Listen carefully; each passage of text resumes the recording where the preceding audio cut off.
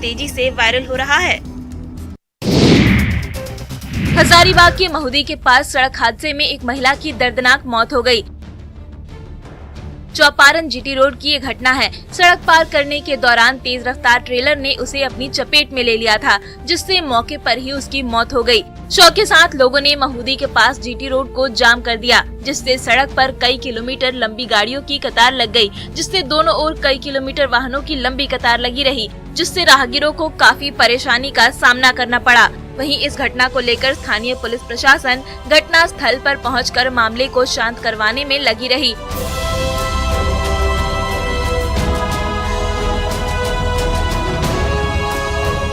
साथ ही घटना की जानकारी मिलते ही स्थानीय विधायक उमाशंकर अकेला यादव मौके पर पहुंचे और ठेकेदार पर सड़क में तोड़फोड़ को हादसे की वजह बताया। उन्होंने कहा कि तोड़फोड़ के कारण ही आए दिन सड़क दुर्घटना में लोग जान गंवा रहे हैं। साथ ही कंपनी के ठेकेदार की ओर से मुआवजा देने की मांग की। लातेहार में नक्सलियों ने फिर उत्पात मचाया है। ब्रिज निर्माण कार्य में बाधा पहुंचाने की कोशिश की है। दरअसल लेवी नहीं देने पर नक्सलियों ने तीसरी ट्रैक के रेलवे ब्रिज निर्माण कार्य में जमकर तांडव मचाया। भाकपा माओवादी के उग्रवादियों ने रेलवे ब्रिज साइड के पास मशीनों को आग के हवाले कर दिया।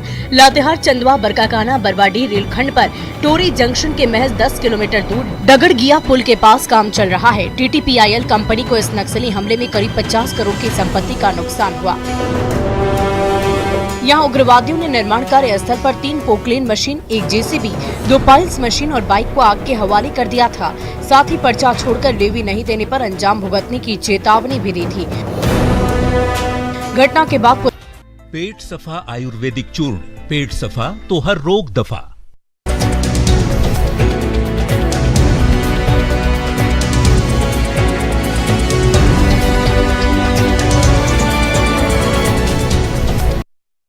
Headlines presented by पेट सफा आयुर्वेदिक चूर्ण, पेट सफा तो हर रोग दफा। लेकिन पुलिस काफी देरी से घटना स्थल पर पहुंची।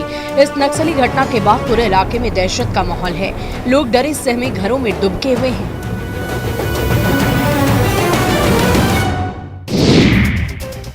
वैशाली में चोरों का आतंक दिनों दिन बढ़ता जा रहा है। आलम यह है कि लालगंज बाजार में चोरों ने एक ही रात में 2 दुकानों में सेंधमारी कर लाखों के सामान पर हाथ साफ कर लिया। लालगंज बाजार में 2 दुकानों में सेंधमारी से हड़कंप मच गया है। बताया जा रहा है कि लालगंज नगर थाना क्षेत्र के शुक्ला मार्केट के पास 2 दुकानों में अज्ञात चोरों ने चोरी कर ली और लाखों की संपत्ति उड़ा ले गए। चोरों ने दुकान के पीछे की एक दीवार में छेद बनाया और वहीं से दुकान में घुसकर चोरी की घटना को अंजाम दिया। पीड़ित का कहना है कि चोरों ने सोने चांदी के जेवर समेत कई सामानों पर हाथ साफ कर लिया है, जिससे उन्हें बहुत नुकसान हुआ है। चोर CCTV कैमरे भी चोरी कर ले गए। वहीं चोरों ने दूसरी दुकान से भी करीब 6 लाख की चोरी की है। सेंधमारी की घटना के बारे में सुनते ही मौके पर भीड़ जुट गई और पुलिस को मामले की सूचना दी गई, जिसके बाद पुलिस मौके पर पहुंचकर जांच पड़ताल में जुट गई। पुलिस जल्द ही चोरों को पकड़ने का दावा कर रही है, लेकिन चोरी की इस घटना के बाद इलाके में हड़कंप मच गया है। मुंगेर में मारपीट और प्रताड़ना की शिकार महिलाओं को शिकायत दर्ज कराने के लिए SP जगन्नाथ रेड्डी जला रेड्डी की पहल पर जिले की 14 थानों में महिला हेल्प डेस्क खोला जा रहा है। महिला हेल्प डेस्क में तैनात महिला पुलिस के सामने प्रताड़ना की शिकार महिलाएं बेझिझक होकर अपने साथ घटित घटनाओं की शिकायत दर्ज करा सकेंगी। महिला हेल्प डेस्क के अभाव में कई महिलाएं थाना में तैनात पुरुष पदाधिकारी को देखकर लोक लाज के कारण बिना शिकायत दर्ज कराए वापस लौट जाती थी, लेकिन अब महिला हेल्प डेस्क पर वे अपनी शिकायत दर्ज करा सकेंगी। SP ने बताया कि जिले के 14 थानों में प्रथम चरण में महिला हेल्प डेस्क खोला जा रहा है। सभी 14 थानों में महिला हेल्प डेस्क काम करेगा, जहां 3 शिफ्ट में महिला पुलिस पदाधिकारी या महिला पुलिस तैनात रहेंगी। महिला हेल्प डेस्क की स्थापना का मुख्य उद्देश्य पीड़ित महिलाओं में पुलिस के प्रति विश्वास बढ़ाना और थानों को अतिरिक्त सुविधा संपन्न बनाना है।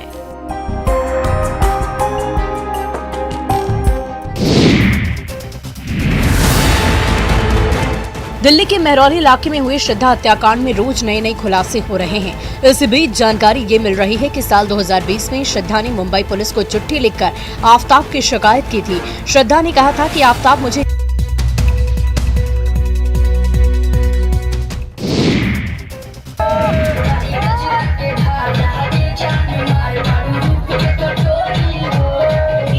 पूर्वी चंपारण में पुलिस का खौफ खत्म हो गया है, तभी तो समारोह में लोग खुलेआम हथियारों का प्रदर्शन करने से बाज नहीं आ रहे।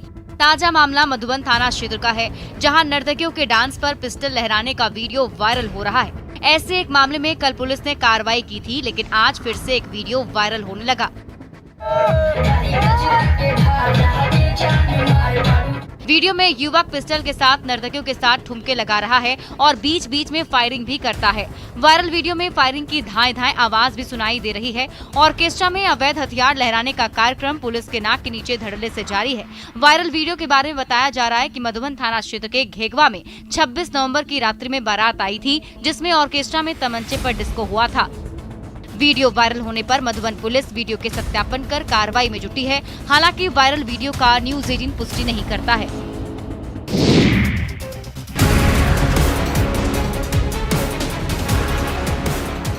बोकारो के चंद्रपुरा स्टेशन के पास से चाय पीने को लेकर दो गुटों में शुरू हुआ विवाद चाकूबाजी तक पहुंच गया। इस चाकूबाजी में दो आदिवासी युवक गंभीर रूप से जख्मी हो गए, जिन्हें पुलिस ने डीवीसी अस्पताल पहुंचाया, जहां से गंभीर हालत देखते हुए चास के निजी अस्पताल में रेफर किया गया। आदिवासी युवक पर हमला करने वाला चंद्रपुरा प्रखंड प्रमुख चांदनी परवीन का देवर बताया जा रहा है। मामले की गंभीरता को देखते हुए पुलिस ने दो आरोपी को गिरफ्तार किया है, जिसके बाद ये मामला आदिवासी बनाम मुस्लिम में तब्दील हो गया है।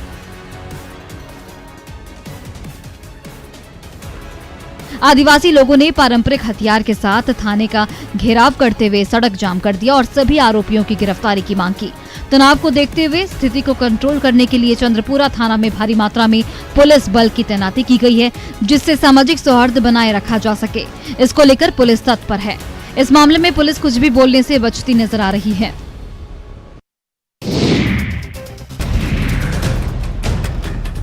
वैशाली से मौत को दावत देती एक तस्वीर सामने आई है। देखिए कैसे लापरवाह लोग अपनी जान को जोखिम में डालकर नाव से गंगा पार करने की कोशिश में जुटे हुए हैं। लगातार हो रहे नाव हादसे के बाद भी जिला प्रशासन से लेकर आम लोग सबक नहीं ले रहे हैं, जिसका नतीजा है कि नाव पलटने की घटनाएं रुकने का नाम नहीं ले रही हैं। जिले के चकौशन बाजार के जमींदारी घाट पर गंगा की लहरों के बीच ओवरलोडेड नाव का परिचालन कर जानलेवा खेल लगातार जारी है। लोग यह जानते हुए कि नाव पर बैठा कोई व्यक्ति हिलडुल गया या तेज हवा या आंधी आई तो ये उनके लिए नौका की आखिरी सवारी होगी।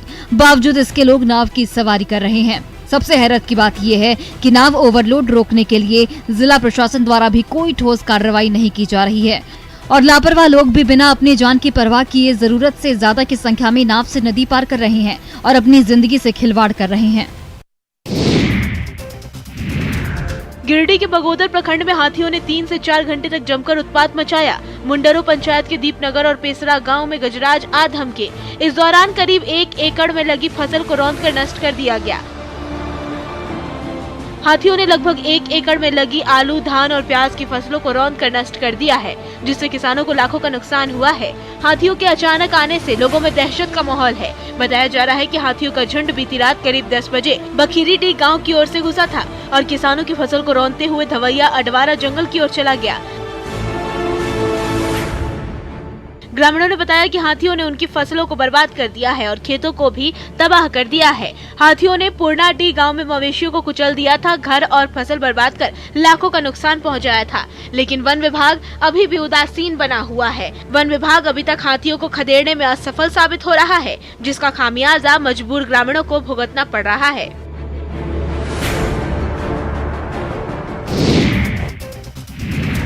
धार्मिक नगरी देवघर में अगहन महीने के शुक्ल पक्ष की पंचमी तिथि को नवान्न पर्व मनाया जा रहा है। इस मौके पर भगवान शिव की विशेष पूजा की गई। साथ ही बाबा बैद्यनाथ को दही चूड़ा और गुड़ का भोग लगाया गया। सरकारी पूजा के बाद पुजारी ने नए अन्न का भोग लगाया। इसके साथ ही 1 महीने तक बाबा बैद्यनाथ के नाम से श्रृंगारी परिवार की ओर से श्री यंत्र मंदिर में दही चूड़ा और गुड़ का भोग लगाया जाएगा और 27 दिसंबर को इसका विधिवत समापन होगा। माना जाता है कि भगवान को अर्पण के बाद ही लोग नए अन्न को ग्रहण करते हैं। मंदिर पुरोहित ने बताया कि बाबा बैद्यनाथ को भोग अर्पित किया गया है। इसके बाद ही आसपास के गांव और मंदिरों में नवान्न पूजा की जाती है। इस दिन लोग अपने घर के आंगन में छोटा हवन कुंड खंड मिट्टी का चूल्हा बनाकर आम की लकड़ी में अग्नि प्रज्वलित कर घंधरा, दही, केला, गुड़, मूली, अरवा चावल, मधु, घी से बने साकल अर्पित करते हैं। इसके बाद लोग नया अन्न ग्रहण करते हैं। महाराष्ट्र के अकोला स्टेशन से एक दिल दहला देने वाला वीडियो सामने आया है, जिसे देखकर आपके रोंगटे खड़े हो जाएंगे। इस वीडियो को देखकर आप कहेंगे कि भाई दुर्घटना से देर ही भली है। दरअसल अकोला स्टेशन पर एक महिला यात्री चलती ट्रेन में चढ़ने की कोशिश करते समय प्लेटफॉर्म पर गिर पड़ी, लेकिन तभी देवदूत की तरह आरपीएफ जवान ने उसकी जान बचा ली। ये पूरा हादसा सीसीटीवी में कैद हो गया। तस्वीरों में देखा जा सकता है कि ट्रेन पूरी रफ्तार के साथ जा रही है। तभी एक महिला यात्री ट्रेन पर चढ़ने की कोशिश करती है, लेकिन महिला ट्रेन से गिर जाती है। महिला इससे पहले कि पटरियों के बीच जा गिरती, तभी आरपीएफ जवान की नजर महिला पर पड़ती है। जवान तेजी के साथ आगे बढ़ता है और महिला को खींचकर बाहर निकाल लेता है। जवान इतनी तेजी के साथ महिला को बचाता है कि उसे आसपास के लोग देखते रह जाते हैं और इस तरह से जवान के साहस के कारण महिला की जान बच जाती है। न्यूज़ 18 भी आपसे अपील करता है कि जल्दबाजी में ट्रेन पर चढ़ने उतरने की कोशिश न करें, क्योंकि जान है तो जहान है।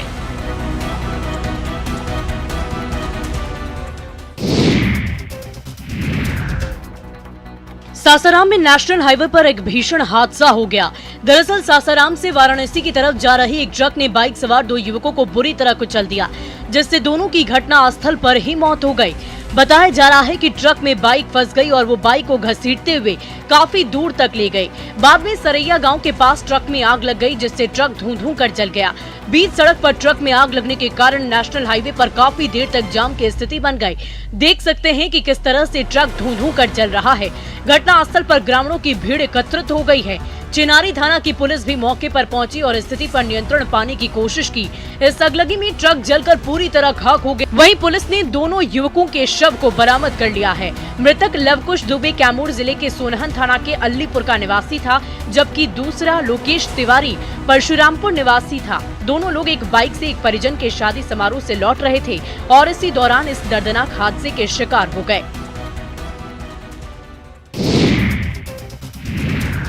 मध्य प्रदेश के कटनी में मणप्पुरम फाइनेंस कंपनी में लूट की सनसनीखेज घटना सामने आई है। लुटेरा गिरोह के 6 सदस्य कथित तौर पर करीब 5 करोड़ रुपए का सोना, 3 लाख रुपए नगद लूटकर फरार हो गए। बैंक सोने के जेवरात को गिरवी रखवाकर लोन उपलब्ध कराने का काम करता है। लुटेरा गिरोह बिहार का बताया जा रहा है। कटनी के पुलिस अधीक्षक ने बताया कि घटना शनिवार को बरगामा में हुई थी। हथियारों से लैस 6 नकाबपोश लुटेरे मोटरसाइकिल पर सवार होकर आए और बैंक कर्मचारियों को पिस्तौल की खौफ दिखाकर कीमती सामान और नकदी लूटकर फरार हो गए। बंदूक की नोक पर अपराधी 15 किलो सोना और करीब 3 लाख रुपए नगद लेकर भाग गए थे। पुलिस के अनुसार 25 से 30 साल की उम्र के सभी लुटेरे बिहार के रहने वाले बताए जा रहे हैं और गिरोह के सदस्यों का आपराधिक रिकॉर्ड भी रहा है। कटनी पुलिस ने 2 आरोपियों को पकड़ने में सफलता हासिल की है। बाकी 4 आरोपियों की तलाश अब भी जारी है। इन आरोपियों को पकड़ने के लिए एमपी पुलिस की टीम बिहार में लगातार सर्च कर रही है। गढ़वा में गाय के बछड़े की कुछ मुस्लिमों की ओर से हत्या के बाद तनाव का माहौल है। खराउंदी थाना क्षेत्र के चंदनी गांव की ये घटना है। इसकी जानकारी जैसे ही हिंदू समाज के लोगों को मिली, लोग आक्रोशित हो गए और पूरे इलाके में तनाव फैल गया। देखते ही देखते पूरा इलाका पुलिस छावनी में तब्दील हो गया। हिंदू संगठनों के लोगों ने एक आरोपी के घर और दुकान में जमकर तोड़फोड़ की। इसके बाद पुलिस बल को बुलाकर जगह जगह पर फोर्स की तैनाती कर दी गई। हिंदू संगठनों के आवेदन पर 15 लोगों पर नामजद प्राथमिकी दर्ज कराई गई, जिसके बाद 7 लोगों को गिरफ्तार किया गया। वहीं पशु चिकित्सक के बछड़े का पोस्टमार्टम कर रिपोर्ट अधिकारियों को दे दी गई। इधर हिंदुवादी संगठनों ने कड़ी कार्रवाई करने की बात की है और इसको लेकर उन्होंने आंदोलन तेज करने की भी चेतावनी दी है। वहीं मामले में पुलिस का कहना है कि मामले की गंभीरता से जांच की जा रही है। क्षेत्र में शांति बनाए रखने के लिए पूरी कोशिश जारी है। शिकायत के आधार पर उचित कार्रवाई की जाएगी और लोगों को गिरफ्तार भी किया जाएगा। समस्तीपुर रोसड़ा मुख्य मार्ग पर तेज रफ्तार का कहर देखने को मिला है। एक तेज रफ्तार से जा रही बोलेरो ने 15 लोगों को कुचल दिया, जिनमें से 9 लोग गंभीर रूप से घायल हुए हैं। सभी गंभीर रूप से घायल लोगों को इलाज के लिए सदर अस्पताल में भर्ती कराया गया है। घटना के बाद पूरे इलाके में अफरा तफरी का माहौल हो गया। जानकारी के मुताबिक सभी जख्मी भुइया बाबा की पूजा को लेकर ब्रह्म स्थान की तरफ जा रहे थे। उसी दौरान कन्हैया चौक के पास एक तेज रफ्तार बोलेरो अनियंत्रित होकर भीड़ को कुचलते हुए आगे निकल गई। इस खौफनाक हादसे में 15 लोग जख्मी हो गए, जिनमें से 9 लोग गंभीर रूप से जख्मी हैं, जिन्हें इलाज के लिए अस्पताल में भर्ती कराया गया है। फिलहाल सभी जख्मी का इलाज समस्तीपुर के सदर अस्पताल में चल रहा है। घटना की सूचना मिलने के बाद मुफस्सिल थाना की पुलिस मौके पर पहुंचकर मामले की जांच में जुट गई है। वहीं पुलिस ने जिस बोलेरो से हादसा हुआ है उस बोलेरो को जब्त कर लिया है और उसके चालक को भी गिरफ्तार कर लिया है। सभी घायल मुफस्सिल थाना क्षेत्र के जितवारपुर कन्हाई चौक के रहने वाले हैं। ये सभी लोग जितवारपुर निवासी राकेश चौधरी के यहाँ भुइयां बाबा के पूजा में शामिल होने आए हुए थे। बेगूसराय से दिल को झकझोर देने वाली खबर सामने आई है। जमीन विवाद में पड़ोसी दबंग ने पेट्रोल छिड़ककर पति पत्नी को जिंदा जला दिया, जिससे दोनों पति पत्नी गंभीर रूप से झुलस गए। परिजनों ने दोनों को आनन फानन में इलाज के लिए एक निजी अस्पताल में भर्ती कराया, जहां पत्नी झालू देवी की इलाज के दौरान मौत हो गई। इस घटना के बाद इलाके में सनसनी फैल गई और परिजनों में कोहराम मच गया। घटना चकिया थाना क्षेत्र के बरियाही वार्ड नंबर 8 की है। दरअसल चकिया थाना क्षेत्र के बरियाही वार्ड नंबर 8 के रहने वाले संजय यादव और उनकी पत्नी झालू देवी देर शाम अपनी जनरल स्टोर दुकान पर बैठे थे। उसी दौरान गांव के ही दबंग व्यक्ति रमेश यादव अपने अन्य सहयोगी के साथ दुकान पर पहुंचा और पेट्रोल छिड़ककर दुकान में आग लगा दी। घटना के बाद आरोपी मौके से फरार हो गया। 6 धुर जमीन के कारण रमेश यादव की ओर से कुछ साल पहले संजय यादव के ऊपर कुदाल से हमला कर जान सेवाने का प्रयास किया गया था। पुलिस ने इस मामले में कड़ी कार्रवाई का भरोसा दिया है।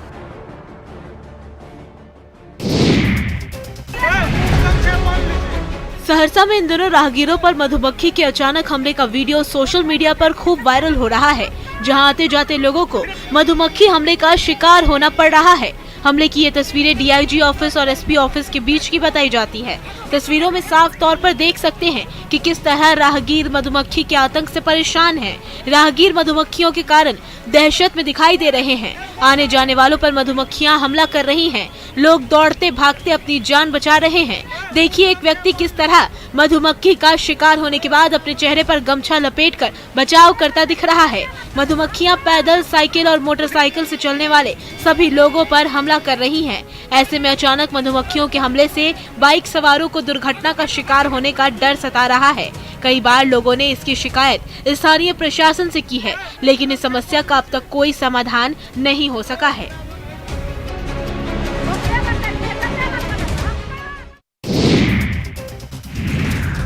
लग्जरी गाड़ियों की तस्वीर किसी शोरूम या पार्किंग की नहीं है। ये शराबबंदी वाले बिहार में शराब के साथ जब्त की गई वाहनों की तस्वीर है, जिसे मद्य निषेध विभाग ने शराबबंदी कानून के तहत जब्त किया है और अब इसे नीलाम करने जा रहा है।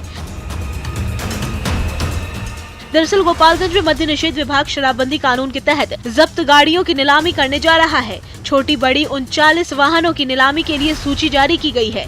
समाहरणालय परिसर में आवेदन करने वालों को बोली प्रक्रिया में शामिल किया जाएगा और जो आवेदक सबसे अधिक बोली लगाएंगे उन्हें वाहन सौंप दिया जाएगा।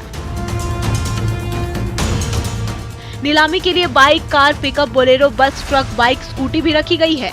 इनकी कीमत काफी कम निर्धारित की गई है। पहले चरण में गोपालगंज में 39 वाहनों की नीलामी हो रही है। नीलामी के लिए 25 नवंबर तक आवेदन लिया गया है, जिसके बाद अब आवेदकों को नीलामी में शामिल किया गया। जो आवेदक सबसे अधिक बोली लगाएगा उसे वाहन सौंप दिया जाएगा। गोड्डा में पीडीएस दुकानदार की कार्यशैली से लोगों में नाराजगी बढ़ती ही जा रही है। ठाकुर गंगटी प्रखंड क्षेत्र के लक्षित जन वितरण प्रणाली के दुकानदार सुभाष पासवान पर आरोप है कि वे लोगों को नियमित रूप से अनाज नहीं देता है। ठाकुर गंगटी प्रखंड क्षेत्र के लक्षित जन वितरण प्रणाली के दुकानदार सुभाष पासवान की कार्यशैली से ग्रामीण परेशान हैं। ग्रामीणों ने कहा कि उन्हें नियमित रूप से अनाज नहीं मिल पाता है। ग्रामीणों की माने तो इस महीने जहां उन्हें 22 किलो फ्री अनाज मिलना चाहिए, सिर्फ 13 किलो मिला है। ग्रामीणों ने बताया कि डीलर द्वारा अंगूठा तो 4 बार लगवा लिया जाता है, पर अनाज सिर्फ 1 बार देते हैं। नियमित अनाज में भी डीलर कटौती करता है। साथ ही फ्री अनाज किसी महीने मिलता है तो किसी महीने वो भी नहीं दिया जाता। यहाँ तक कि उनके कार्ड पर केरोसिन तेल की एंट्री कर दी जाती है, लेकिन अब तक केरोसिन नहीं दिया गया है। हालांकि अब इन तमाम सवालों को लेकर डीलर से बात करने की कोशिश की गई तो डीलर बहाने बनाते और सवालों से बचते नजर आए। साहिबगंज में अवैध खनन माफिया के खिलाफ जिला खनन टास्क फोर्स की कार्रवाई जारी है। महादेवगंज में चल रहे मंडरो, अंचन, मारिकुटी, भोरकुंडा मौज में टास्क फोर्स ने खदानों का औचक निरीक्षण किया। इनमें कई खदान अवैध पाए गए। वहीं निरीक्षण के दौरान एक क्रशर प्लांट को भी सील कर दिया गया। दूसरे क्रशर संचालकों को एनजीटी की गाइडलाइंस का पालन करने की कड़ी हिदायत दी गई। डीसी ने अवैध पत्थर खनन के साथ ही नियम तोड़ने वाले क्रशर प्लांट संचालकों पर कड़ी कार्रवाई की चेतावनी दी। जिला उपायुक्त रामनिवास यादव ने बताया कि इन क्षेत्रों में अवैध खनन की सूचना मिल रही थी, जिसके कारण जिला खनन टास्क फोर्स ने निरीक्षण किया और इस दौरान कई अवैध पत्थर खदान पाए गए, जिसे सील कर दिया गया और संचालकों पर कार्रवाई की जा रही है। साथ ही कहा गया कि जो भी नियम का पालन नहीं करेगा उनके विरुद्ध कार्रवाई की जाएगी। खनन टास्क फोर्स की ताबड़तोड़ कार्रवाई से खनन माफियाओं में हड़कंप मचा हुआ है। देवघर के बाबा मंदिर में पारंपरिक ढोल और शहनाई के साथ छऊ नृत्य पर पश्चिम सिंहभूम से आए आदिवासियों का समूह थिरकता रहा। वहीं शादी विवाह जैसे आयोजनों में किया जाने वाला नृत्य भी पेश कर भगवान भोले शंकर से आशीर्वाद मांगा।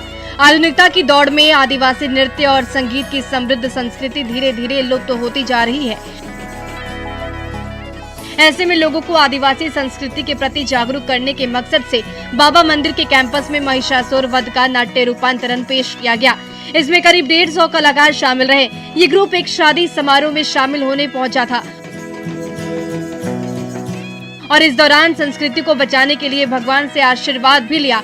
वहीं इसे देखने के लिए बड़ी संख्या में श्रद्धालु बाबा मंदिर प्रांगण में पहुंचे और घंटों तक खड़े होकर इसका आनंद उठाया। ये सभी कलाकार किसी शादी में शरीक होने के लिए पहुंचे थे।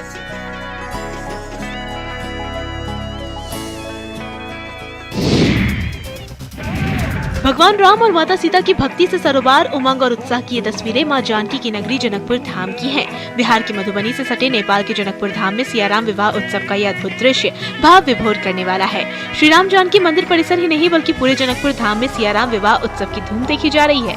भगवान राम और माता सीता के विवाह उत्सव में शामिल होने के लिए भारत और नेपाल समेत कई देशों से लाखों श्रद्धालु जनकपुर पहुँचे हैं। सोमवार को यहाँ स्वयंवर की रस्म पूरी करने के बाद जानकी मंदिर परिसर में बने मंडप में भगवान श्री राम और माता सीता का विवाह उत्सव मनाया जाएगा। इससे पहले रविवार को जनकपुर के पवित्र गंगासागर सरोवर पर पूरे विधि विधान के साथ मटकोर की रस्म पूरी की गई। महंत की अगुवाई में जानकी मंदिर परिसर से गाजे बाजे के साथ हजारों श्रद्धालुओं की भीड़ गंगासागर तालाब पहुंची, जहां मटकोर की रस्म पूरी की गई। इस दौरान जनकपुर की सड़कों पर अद्भुत नजारा देखने को मिला। दूर दूर से आए श्रद्धालुओं की भीड़ पारंपरिक ढोल बाजे के साथ कांधे पर भार लेकर जानकी मंदिर की ओर जाती दिखी। पूरा जनकपुर धाम विवाह उत्सव के रंग से सरोबार है।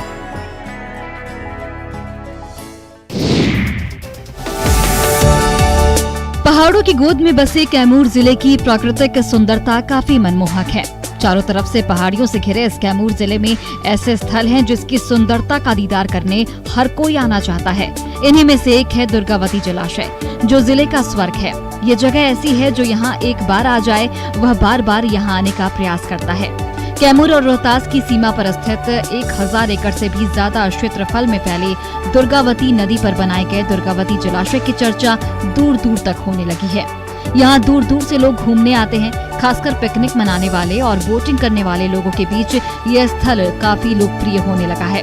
जलाशय को देखने न सिर्फ यह बिहार के ही लोग बल्कि उत्तर प्रदेश के भी लोग आते हैं। 11 नवंबर से ही कैमूर वन विभाग प्रशासन की ओर से यहाँ बोटिंग की व्यवस्था की गई है। कोई भी पर्यटक यहाँ आकर 50 रुपए में 15 मिनट की सवारी कर सकता है।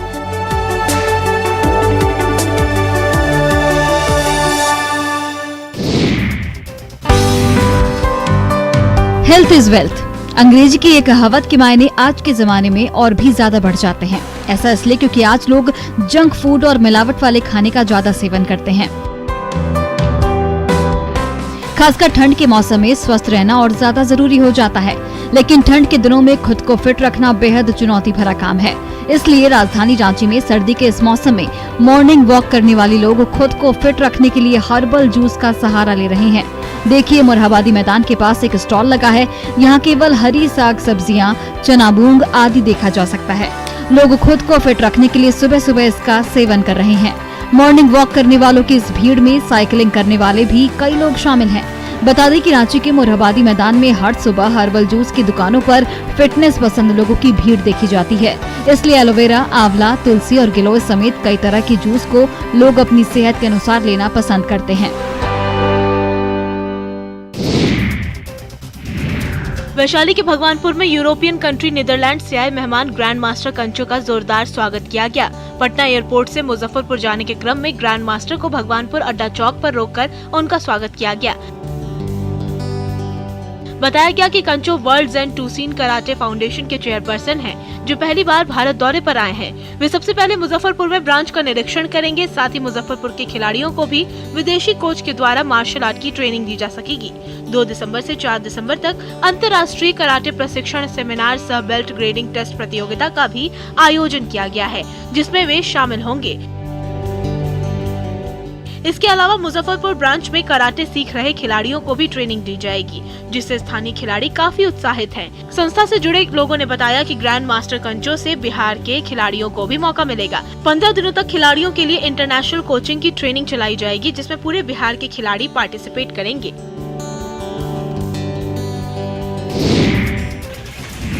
हाजीपुर में पुलिस ने हेलमेट नहीं पहनने वालों को सड़क पर उठक बैठक कराया, जिसका वीडियो सामने आया है।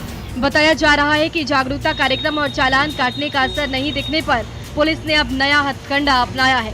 पुलिस अब नियमों का पालन नहीं करने वालों से उठक बैठक करा रही है, जिसका असर भी दिखने लगा है। लोग अब हेलमेट पहनकर सड़क पर निकलने लगे हैं।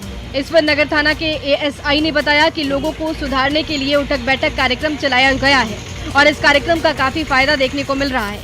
दरअसल कुछ लोग हेलमेट पहनकर बाइक नहीं चलाते और हादसे का शिकार हो जाते हैं। इन दिनों नगर थाने के एसआई रामचंद्र बाबू ऐसे लोगों पर सख्ती दिखा रहे हैं। उन्हें पता है कि सोशल मीडिया के जमाने में बिना हेलमेट के बाइक चलाने वाले किस बात से डरेंगे, वो क्या सोचते हैं। यही कारण है कि चौक चौराहे पर जैसे ही कोई युवक बगैर हेलमेट के दिखता है तो रामचंद्र बाबू उसे वहीं पर सजा के तौर पर उठक बैठक करवाना शुरू कर देते हैं, ताकि वो अगली बार हेलमेट पहने। फेसबुक ने बना दी जोड़ी। जी हाँ, सोशल मीडिया के जरिए रेनू को उसका प्यार मिल गया और रेनू का ब्याह आखिरकार सुनील कुमार से हो ही गया। दरअसल गिरिडीह में बगोदर की दिव्यांग रेनू कुमारी को सोशल साइट के जरिए जीवन साथी मिला। दिव्यांग युवती बगोदर की रहने वाली है और फेसबुक पोस्ट के जरिए वो जीवन साथी की तलाश में जुटी थी। वहीं हरियाणा के एक युवक को जब फेसबुक पोस्ट से दिव्यांग युवती के लिए जीवन साथी की तलाश की जानकारी हुई, तब उसने युवती से शादी करने का फैसला किया। फिर अपने परिजनों और दोस्तों के साथ हरियाणा का युवक गिरिडीह के बगोदर आया और दिव्यांग युवती का हाथ थामा। प्रसिद्ध शिव मंदिर हरिहर धाम में दोनों ने भगवान शिव को साक्षी मानकर एक दूसरे का हाथ थामा। दोनों ने साथ जीने मरने की कस्में भी खाई और शादी के बाद हरियाणा के लिए रवाना हो गया। इस शादी को लेकर वर और वधू दोनों पक्षों के लोग खुश नजर आए।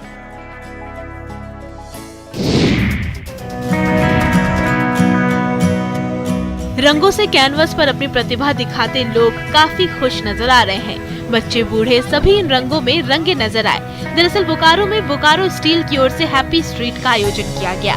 इस दौरान लोगों ने अपनी सोच को पेंटिंग के जरिए कैनवस पर उतारने का काम किया।